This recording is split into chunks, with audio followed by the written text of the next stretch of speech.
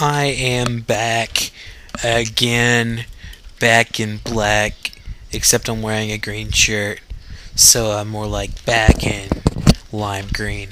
Anyways, we just battled that dude, Anthony, I think his name was, I forget. Oh, I figured out the name. That guy's name, right there, is Doug.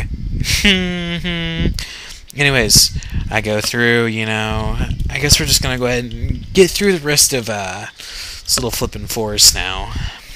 Again, I'm recording this in the same night that I was recording the first couple. So, Bugcatcher Charlie, I think this is the guy that has a Butterfree on his team. First Butterfree I think you're able to possibly see in the entire game, so it's a pretty monumental moment, It's just like, whoa, I want one of those. Except this might not be the guy. I think he only has a Butterfree in, he only has a Butterfree in Pokemon Yellow. So, you guys just got gypped. I'm sorry. But you really shouldn't care that much. Because if you really care that much about the game, you'd be playing it yourself and not watching me play it. Just saying. So if you go down here, there's a potion, which is pretty cool, I guess. I mean, heals up your Pokemon. You go in here, and there's pretty much Pokemon that you see every single time you go in this forest. Weedles and Caterpies, which are annoying. So there's this guy, he's like, hey, what's the hurry, why the rush? I want to get out of here and quit fighting people like you. Bugcatcher Sammy.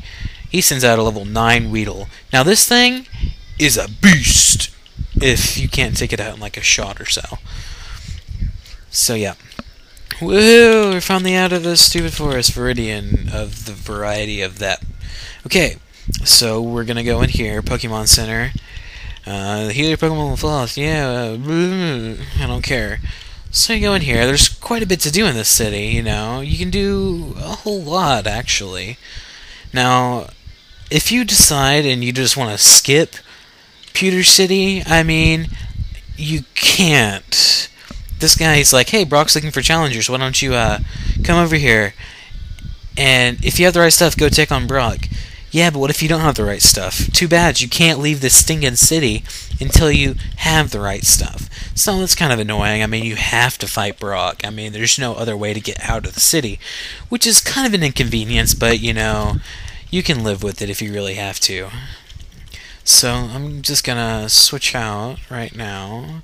And I'm going to go take on Brawk and his little minion or so. I think he has a couple.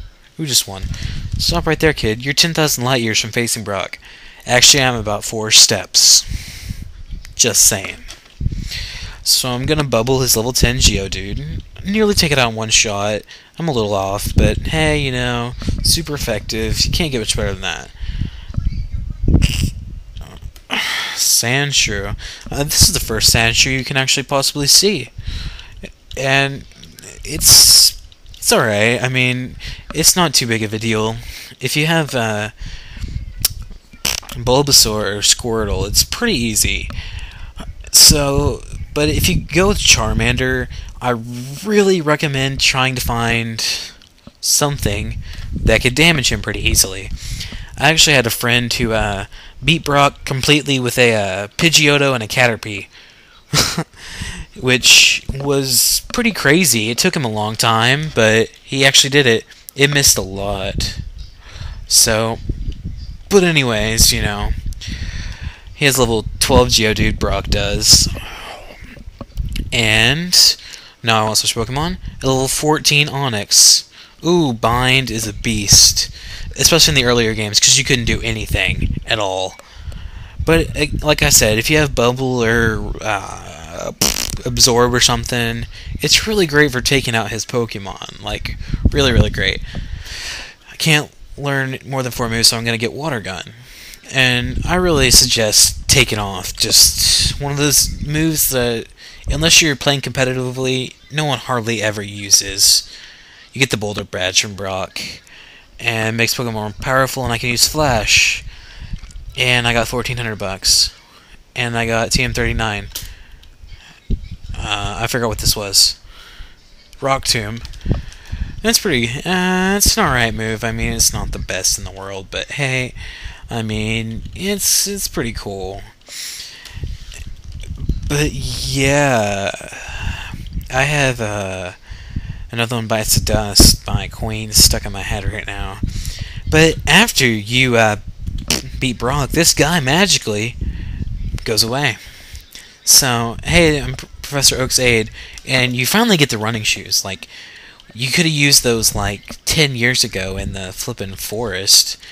But that combined with the speed up, oh my gosh, it's a beast. You move so fast.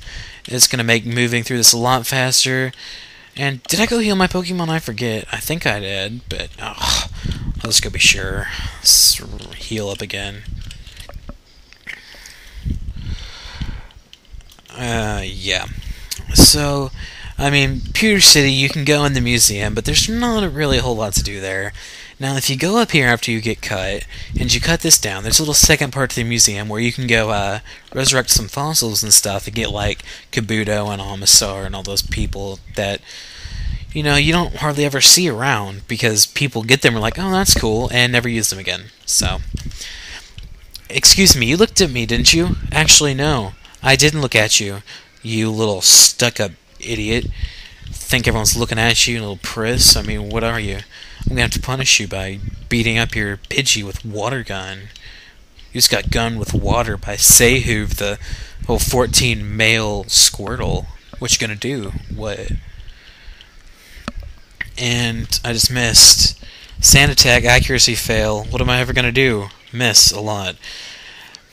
But Pokemon always seem to get critical hits when you really, really don't want them to get critical hits. Like, they always get them at the most inopportune times, and it's really quite annoying. But this guy saw me in Viridian Forest. Colton. I don't remember seeing Colton. Do you guys remember me seeing Colton? Because I don't remember seeing Colton. I really don't. Like, in the early games, they could have pulled it off, because everyone had the same exact name. Bugcatcher. I mean, they didn't actually have names. They were just like Bugcatcher and Bodybuilder and Lass. But in this one, they actually have names, so I don't know if there's actually a Colton in there, but... And if there is, I either forgot to fight him or I didn't fight him. Or I just forgot. Either way, you know, stuff's going pretty good. So, like, I was, losing the game the other day, so I decided I would go ahead and say it right now. Oh, I beat you again, so I must have fought him somewhere in there. I don't remember, which is kind of a pain, because I like to remember stuff, but, you know, whatever. That was fast. Yeah. There's this guy right here. His name is, Hi. He likes shorts. Eat my shorts. I'm gonna beat him up with Seihoov and his wonderful water gun of awesomeness. Owned. What? He has the tiniest sliver of health possible left, and I hate when stuff like that happens. But... little Ekans, and those moves, like Wrap and Bind, were so horrible in the early games, because when they bound and wrapped you, you couldn't move. You couldn't... I mean, you could use potions and stuff, but if you hit attack, you were dead because you couldn't do anything anymore.